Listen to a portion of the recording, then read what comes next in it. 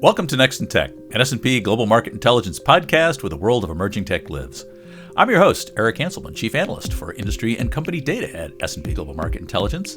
And today, we're going to be diving back into the M&A and funding and capital markets environments. And joining me to discuss all of this are returning guests, Brenon Daly and Scott Denne. Welcome back to the podcast to both of you. It's great to be back. Thanks, Eric.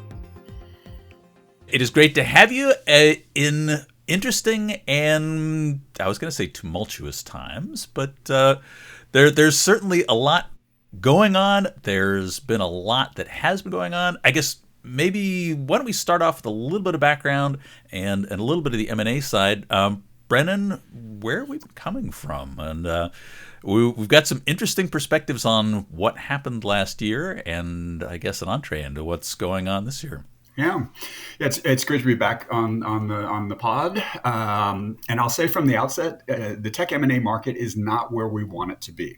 I guess that's the sort of the headline. We can get into any number of reasons why that is, but basically we're not even back to sort of pre-pandemic levels in terms of spend, in terms of valuations, in terms of just overall activity. And the reason is, we're finding ourselves kind of at this very moment, right? M&A should be picking up, right? If we sort of step back and look at the market, right? We're in a time where tech stocks, as anybody who has them in their 401k or works at a company and has equity, 2024 was a pretty good year. Tech stocks were up about 30%. The same isn't true for valuations in the M&A market. Right? Because what we're seeing in the M&A market is a lot of capitulation deals, like a lot of companies that didn't participate in that, 20, 30% run on Wall Street. The companies that got left behind went private. So that's in the public market, right? Putting pressure on the multiple. In the private market, any startup could raise money in 2021. Scott's going to talk a little bit more about that, but like virtually, if you had a name and a napkin and a business plan, you could raise money in 2021. Today it's a much tighter funding environment, and so a lot of startups are seeing the money that they raised in 2021, say, they're kind of burning through it, and they're looking for a kind of a soft landing. Obviously, both of those types of transactions, of which there are hundreds in the global tech M&A market, those are low multiple transactions. Those are sort of capitulation deals.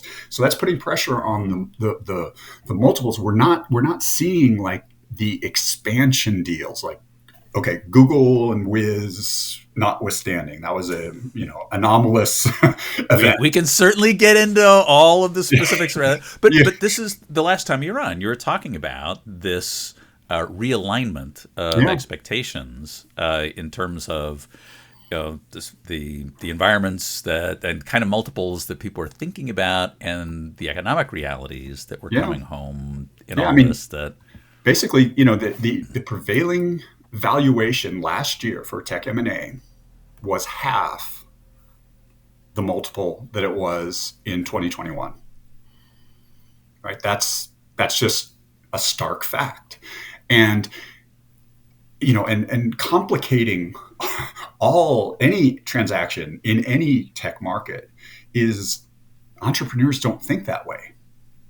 Right? They're always thinking of up and to the right. They're always, up rounds.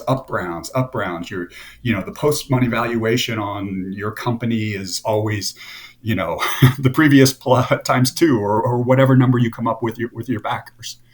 And when we're better, we're doing more. The product is better. We must be worth more, right? Exactly. And when we exit, if we do decide to sell, it's going to be at a premium because, all along the way, we've been bumped up in valuations.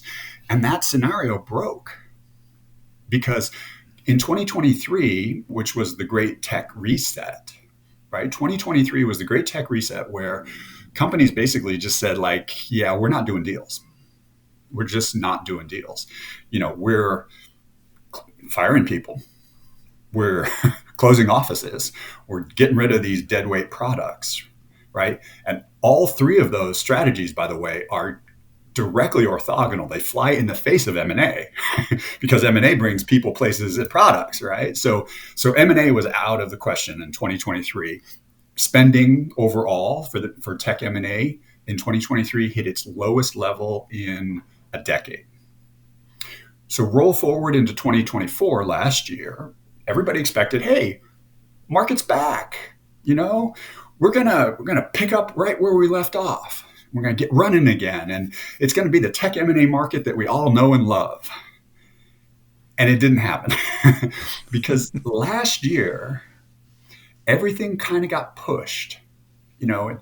We have thousands of clients, and at any given time there are dozens of them in M&A processes. And what we heard throughout the year last year was deals getting pushed out. Let's just wait until we get some stability around the elections. Let's wait till we get some relief from Jay Powell, stop raising rates to a 20-year high, and maybe we can get some financing relief. So it was a question of last year, we want to transact, and but this sort of overhang of uncertainty around politics or financing just kind of prevented those transactions from happening.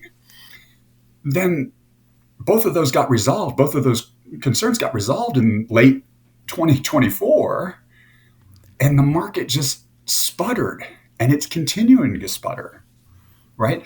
Spending in Q4, M&A spending in Q4 was a quarter of what it was in 2021, right?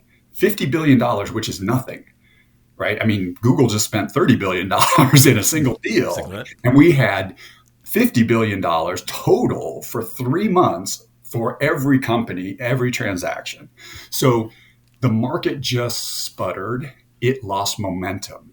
And, the final point on what's happening in the market right now and what's lacking in the market and why is there's not any momentum. It's kind of like investing on Wall Street, honestly.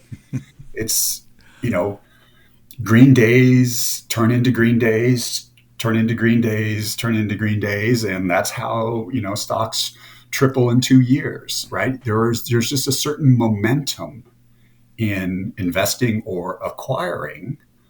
And as I say, in 2021, we were knocking out $200 billion worth of spend quarter in and quarter out, every single quarter.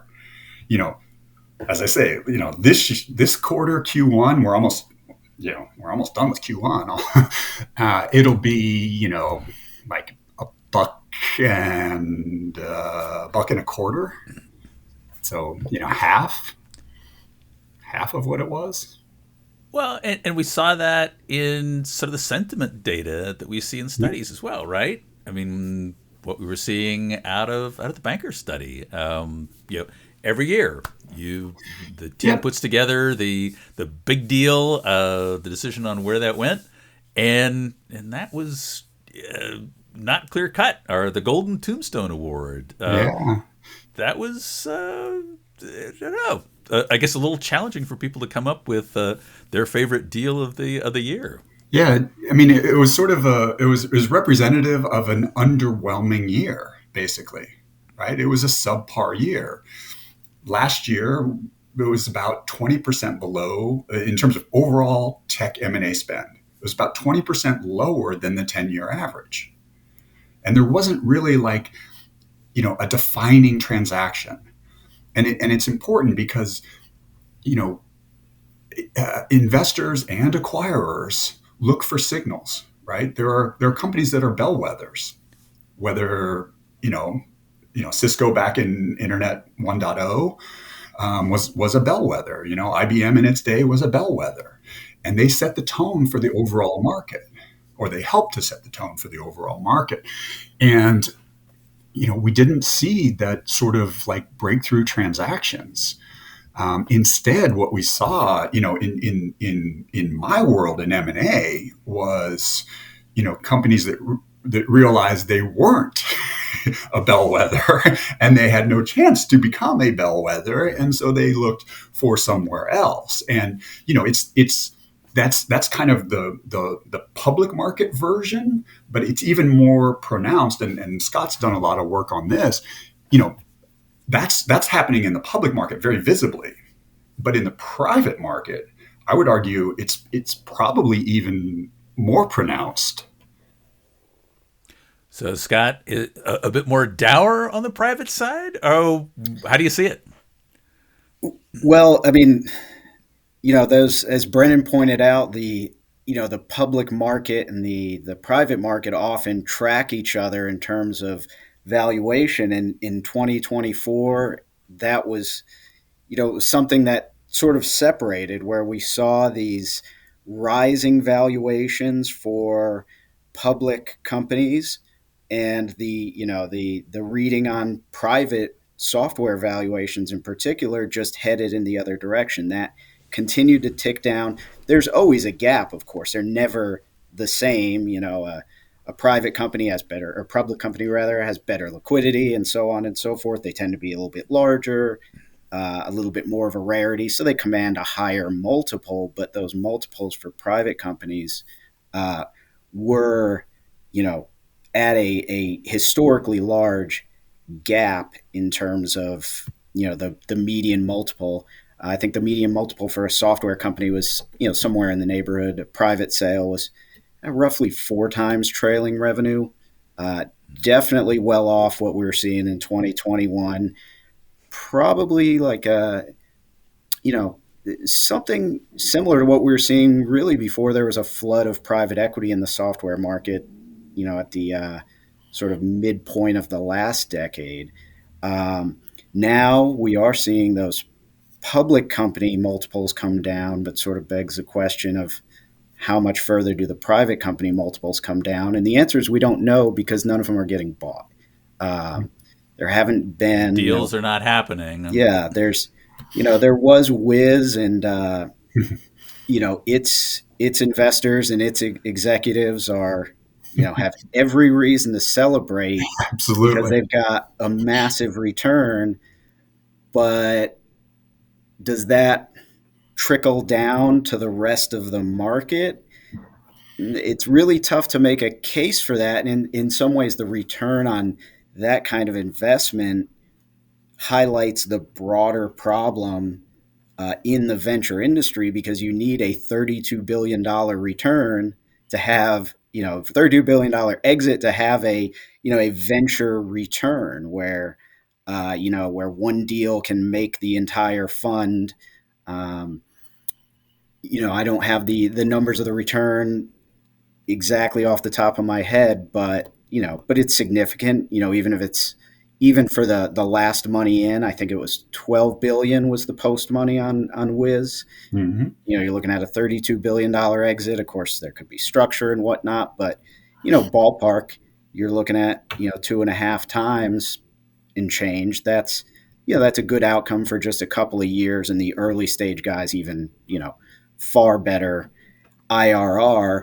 But put it in context, Wiz is 32 billion.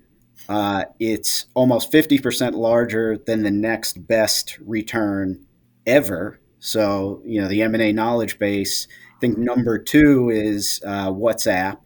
Facebook, again, way back when, could play with, its own lofty valuation, was willing to do so, paying up, 19 billion for a company, or was it 16 billion? But either one, the point stands for a company with like 50 million in revenue at the time. So that Wiz is such an anomaly really raises the question of what is everybody else going to do, because there aren't going to be many deals that size. Even if you expand the cohort to $1 billion or more in an M&A exit, there are, in a good year, 10 companies that get that. I think there's quite a few more in 2021, but at the same time, VCs pumped, S&P market intelligence post money data shows that they created about 550 tech unicorns in that year alone. Few more before that, few more after it. So there's a, how do we get from creating, having this portfolio full of, let's loosely call it 700 or so unicorns, when 5 to 10 are trickling out through the public markets, and then on a good year 10 more are getting an exit that's at that $1 billion valuation, which isn't always a great outcome, because we saw this in the ServiceNow deal when they acquired MoveWorks. It was another anomaly, not a record-breaking exit, but a pretty good one if you were this seed, Series A, Series B investor. They sold for $2.8 billion. I think the seed round was typical stuff, probably like a $9 million valuation. That's a good return, even though it took 8 years to get there. All pretty typical stuff for a good outcome. But the last money in came in at $2.1 billion valuation in our favorite year, 2021, of course. So the investors there, making the assumption that structure, and there's some unknowns, it's a private company, but if they went in at a 1x liquidity preference at 2.1 billion, that means their return is about 30%, 35%. Well, in that same time, the S&P is up 46%. So are their LPs, are their investors paying 2 and 20 to get a bit below the S&P index? Starts to get a little painful there. Well, and just to pick up on that, I mean, Eric, you're asking sort of like take the temperature of the M&A market, right? And like put what Scott said and what I said together, and it was like in 2023 and 2024, and into 2025, honestly, you didn't sell unless you needed to. Right? Like that was the driver. It wasn't the buyer expanding. It was the seller giving up, basically. And so that means you've now got this whole set of folks out there who are getting a little long in the tooth. Yes. And Scott, to your point, those portfolios, not much movement in a while. Yeah, and I mean, and that's because the market is imbalanced, right? Like there's a supply and demand. I mean, every market you can, and venture is just one market, right? And there's an imbalance, right? And it's going to become increasingly problematic, not just for venture capital, but for the other private capital folks, much larger private capital folks, private equity, right? Those buyout shops, they're sitting on even more tech assets and available capital than venture capitalists. And they're even at a more disadvantaged starting point. Right? They need to transact. Like that's the name of the game. They are deal machines. They don't care if they're buying a retail shop or a retail software. Right. It just goes into the machine, and then the private equity firm gets on with its real job, which is to raise the next fund, which, by the way, is 20 billion plus now. Is kind of the, individual firms are raising $20 billion buyout funds. Some of them are coming down because LPs aren't really willing to, quite fund the way they were. But the point being is, like, we've never had more capital in private equity firms for tech M&A. We've never had more private equity investors, right? Just sheer number of investors. And they've never had more portfolio companies.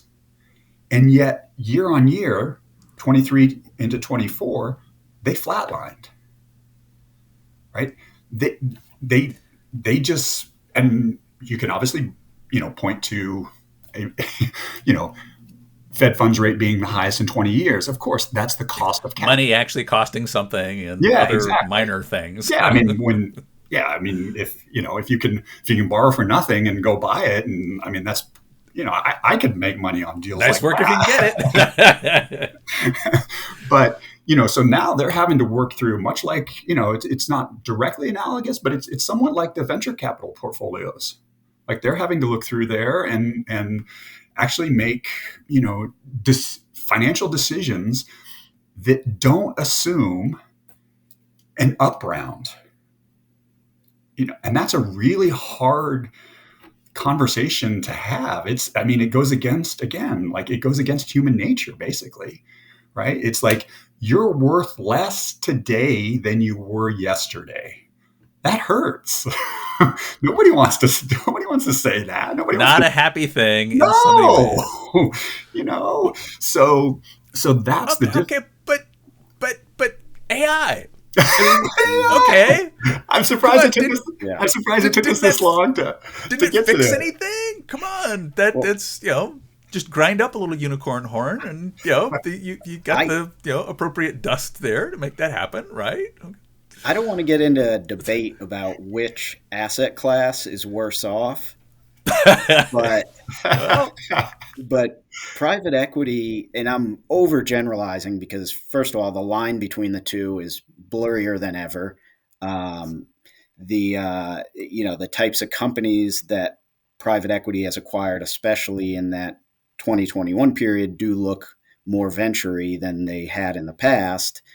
But still, again, generalizing, if you've got a private equity owned business that has really just one owner to report to, that probably generates some cash, that's probably bigger, it has more options beyond M&A or IPO. There's all this private credit sitting on the sidelines that can be, they can do some sort of Dividend out. structured dividend, something that's kind of equity, kind of not. There's all sorts of options or more options. Whereas if you're a venture-backed company, or at least looking at the venture portfolio broadly, it's still, yes, there are continuation vehicles that some have tried and will try and have worked, but it's really just you got to get to an IPO, you got to get to M&A. A few of them, yes, can play in the private credit markets and so on, but fewer. And to go to Gen AI, VCs are really still selling dreams. Private equity is selling, functional, oiled, if a little mature businesses. Yeah. So Yeah. if, the Gen AI piece, Brendan, you and I have covered a lot of tech cycles, and Eric as well. This one is odd and different in so many ways, just setting aside the debate of how big of a change will it ultimately become and how fast will that take hold. If you compare it to other cycles, you had the internet, went way up, came down, took 5 or 6 years before VCs really landed on the next thing, which was sort of simultaneous cloud plus mobile, a lot of change happening. Right now you had a, 2021, mostly, zero interest rate environment led, boost to venture valuations and venture funding with a little bit of a story that, oh, well, COVID accelerated the TAM and all these digital markets, which, did not ultimately play out. You fast forward to today and they're not even starting to recover. And yet here's the next thing, Gen AI, that if you're a VC, you can't afford to invest in it because you haven't returned any capital.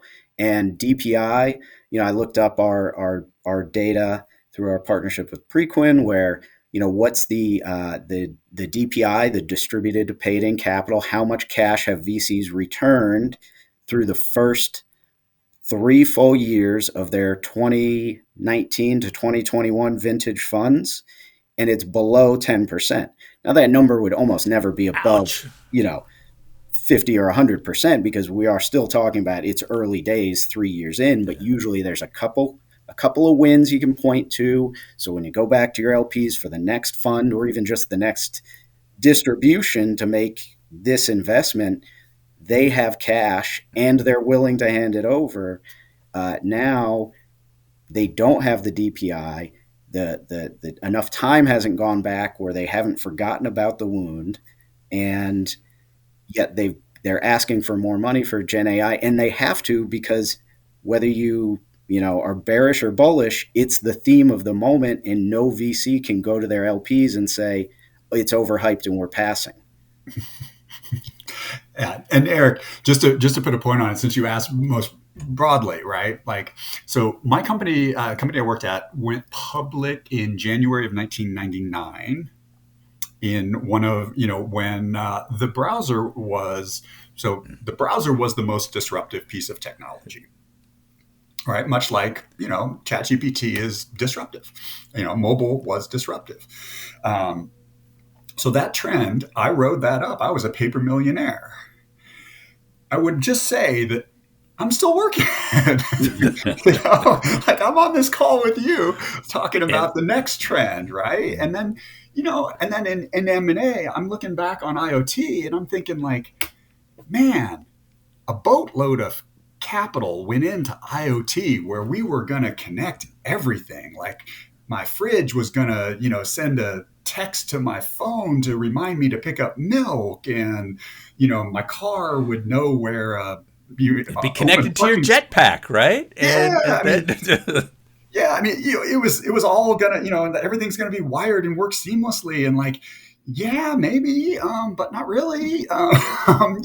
Like Cisco bought Jasper. Okay, that was $1 billion deal, as a platform deal, horizontal deal, good. Samsara, they got some traction, great. But like, you can't really point to like many $1 billion exits from IoT. And a lot of cash went into it. Not a lot of cash went into it.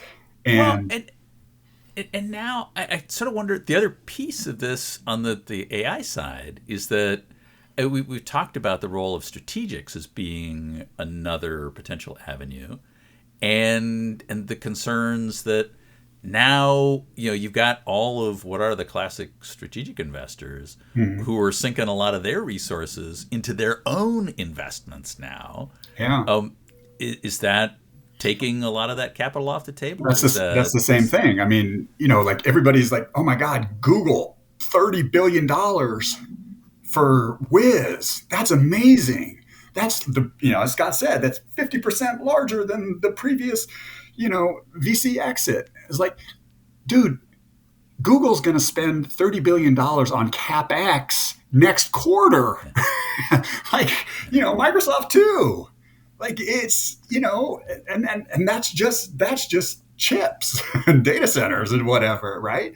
Not to mention like how many salaried engineers they have unleashed on AI, right? How many resources they have moved, how big DeepMind is now and how hard they're hitting DeepMind to get returns on that. Same with Azure, right? And they're doing aqua hires, right? They're not acquiring. I mean, they're investing in OpenAI. They're taking the dude who, got the boot or left there from Anthropic, right? Yeah. And but they're not like buying, except for ServiceNow, like they're not buying the stuff, right? They're partnering, and everybody loves a partner. It's like, I love you, man. I love you too. It's great. We should have a partnership. Totally, but like, we're going to keep engineering this, and we're going to do a lot of it in-house. ServiceNow went out of house. Okay, fair enough. They had an existing agentic business, 200 million ARR business, so not bad. Bigger than what they bought probably, but they felt the need to go out of house. I'm going to suggest that that's going to be the exception. Well, I mean, Scott, on our webinar we've done now a month and a half ago, a lot of that data that you had in terms of where the hyperscalers have sunk a lot of capital, those numbers are huge. And they actually, those were, so that webinar was, I think, in January. So it was based on, S&P's reported numbers and the S&P estimates for their CapEx spending. And I think all of them, definitely as a group, though, spent more than the street was expecting. So the numbers are even bigger. And to Scott's earlier point about venture capitalists can't afford to do it, but they have to do it, in the investments.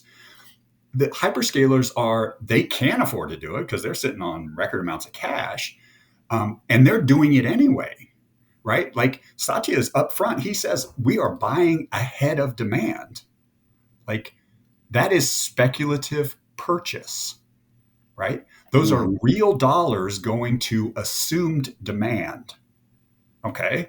And that's why DeepSeek just knocked the knees out of everybody, was because we were operating in this assumption, right? Like I'm paying, I'm buying as many Blackwells as I can get my hands on or whatever I'm doing. I'm going to CoreWeave and they're going to hook me up and I'm paying, Microsoft, what was it? 60% of CoreWeave's revenue is coming from Microsoft. Like, oof. Okay. Imagine. Although, they have sort of backed off a little bit in terms of what they were looking to push out in their IPO.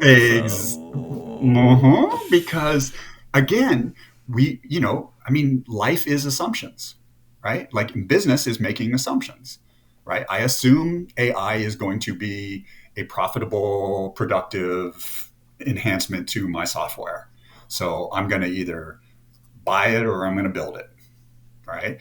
Microsoft looked at it and said like, hey, we missed mobile. Just zero to show for that. We tried ad tech, to be a Google, but Scott knows firsthand that didn't work out so well. So they couldn't afford to miss this, right? It's really similar to to the VCs. They can't afford to not invest. Whether it ultimately works out or not, we'll see. But the hyperscalers and a lot of the big tech companies can't afford not to invest. Like when you look at Google is, its ad business, which is still overwhelmingly, even with the growth of its cloud business and being the, established number 3 in a huge market, still overwhelmingly an advertising business. But if you take, another plug for S&P, Visible Alpha, looking forward at the consensus estimates for the next few years of its advertising business, it's going to be, if those ultimately pan out, its advertising business can be a single-digit grower for probably, barring any massive shift, forever. And what is Google's future? What happens in regulation? Like this is just in terms of like looking at the market size and Google's share and whatnot. There are, as you point to, even bigger questions, but just even the base case of it continues to grow.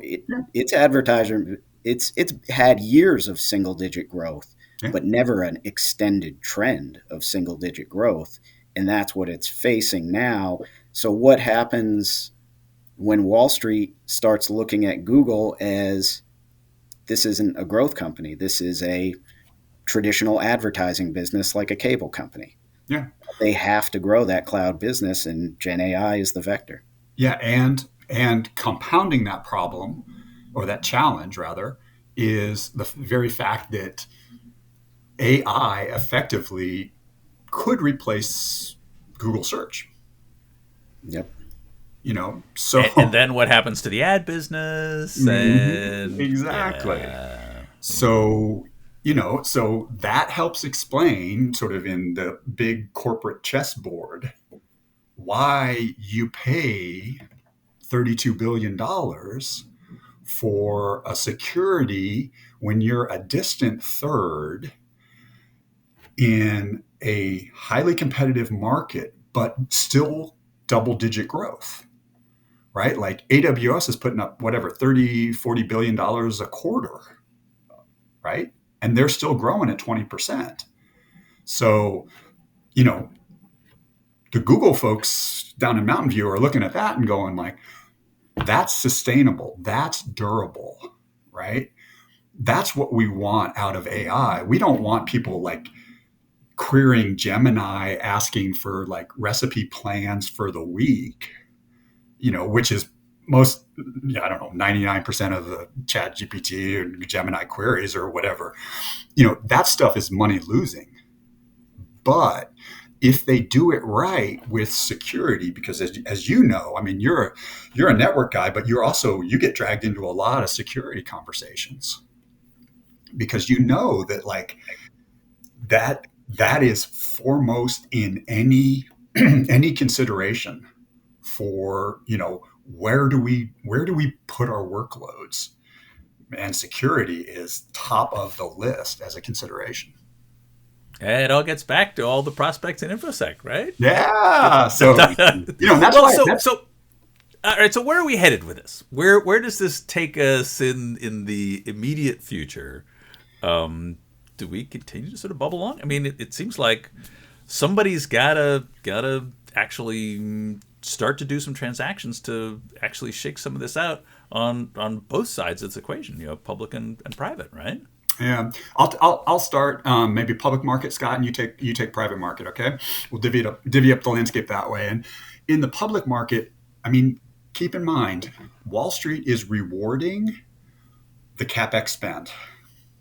You know, they're saying, fine, keep spending, spend ahead of demand. That's great. You know, and then if Microsoft gets on a call and says, oh, we were capacity constrained, which is, I don't know how you do that if you're spending $30 billion a quarter and you're capacity constrained, something's wrong. But, you know, if Wall Street's giving you the green light to build for AI, whatever your particular flavor of software is, whether it's infrastructure or apps or whatever, if you've got the halo of AI, run with it. Run with it and make, you know, do some business. That's what I would say, because right now we're at a kind of a, you know, the playtime with AI is over. For companies, right? Like I'm talking from the end user point of view. Like 2.5 years in, everybody's done some cool parlor tricks with Chat GPT, and maybe we've worked on it a little bit on our office, or, you know, our office laptop. Maybe we've done some queries and some, you know, this and that. But like demonstrably changing and importantly improving the efficiency of our workflows, that's still questionable. And it's questionable because none of the vendors have figured out how to price this stuff. You know, Microsoft. But it's just better, Brandon. It's better. Just, so how much do I pay for better, Eric? I mean, well, and this is, right, we see this in all of our studies, right? Which is people still haven't figured out what are the KPIs for returns on all this stuff, and everybody wants this to happen. But I mean, so you end up with like, okay, so do I do per agent? I mean, am I still on per seat? Is it consumption model? Do I have to rev share if, you know, I'm running on something else? Do I do a value-based price? Like, how do you do that? And I mean, and you know, just not to single out Microsoft, but look at Microsoft. I mean, they know a few things about selling enterprise software. You know, they've had some experience doing that. They can't figure out how to do Copilot, you know? And I mean, Chat GPT coming with a $20,000 a month fee for deep research subscription. You know, like, sure, maybe there's 2 people on the planet, but like, you know, that just says to me, like, hey, if this is going to be like the technology, I will give you, 100% give you that AI will change the way software runs and the productivity that we get out of it. Just like, you know, a spreadsheet, just like Excel, you know, change bookkeeping. But and there will be value accruing there, but it is not as simple as, the last iteration of software enhancements. So that's the public market challenge. On a smaller scale, Scott, the startups have their own problems to figure out. I mean, yeah. I mean, looking at private markets, and it really doesn't matter whether you're, looking to buy or sell a early stage startup, a more mature, ERP business. Gen AI, no question, is the key debate. And I'd say the sooner that debate gets clarity is the sooner you'll see an uptick, barring, setting aside all the macros that none of us can predict that are weighing down the deal economy right now. Just the sooner that debate gets a little more settled, the sooner you'll see more deals. So right now it's such an unknown. If you have a private equity owned software company or an interested private equity buyer, and you can't articulate why Gen AI is a tailwind for your business, that deal doesn't get done. So even if you're not in that category, so the reason that question comes up is because it's a total unknown how Gen AI could impact, for better or worse, a variety of different categories. As Brennan said, the pricing is confusing. The current level of demand is unclear. The best, most scalable use cases are still, still an open question. So when we get clarity, now when does that happen? That's a tougher question to answer, but that's what's really needed to have a boost here, because then that's when you'll see not only people feeling more comfortable to make a certain acquisition, but also companies in danger of being left behind or feeling like they are starting to do a little bit of panic buying, at lofty valuations and in past deal cycles, or past tech cycles rather. That's what's driven those early and big outcomes like Jasper and IoT, was when you had enough of a use case, or at least you felt you had visibility into what was going to happen, and you had to either aggressively go after it or defend against it. In Gen AI, it's just too early, which is why we haven't seen lots of VC investment in Gen AI, but very little M&A. The MoveWorks that we mentioned earlier, it does anecdotally feel like I do see a little more cadence of announcements, but not big, massive deals, just tuck-ins to address specific and narrow use cases. But to get past that into, one of these classic massive strategic acquirers beyond ServiceNow, Salesforce, Google, take your pick, making a big bet there, they have to have just enough clarity to give them serious concern or see a serious opportunity. We've got to get to a point at which things become that much more clear. I guess we'll have to see where that winds up. But we are at time for this episode. And hey, great to have you both back when things happen and we get a little better definition as things are going on. Well, this has been great. Thank you both for being back. Thanks, Eric. Great to see you again. Yeah, thanks, Eric. And that is it for this episode of Next in Tech. Thanks to our audience for staying with us, and thanks to our production team, including Sophie Carr, Ron Mudashin, Kira Smith, and Adam Kowalski on the marketing and events teams. I hope you'll join us for our next episode, where we're going to be touching on another hot and buzzy topic. NVIDIA GTC was actually going on, and John Abbott is going to be on to get his take on what was happening and what he saw. So I hope you'll join us then, because there's always something next in tech.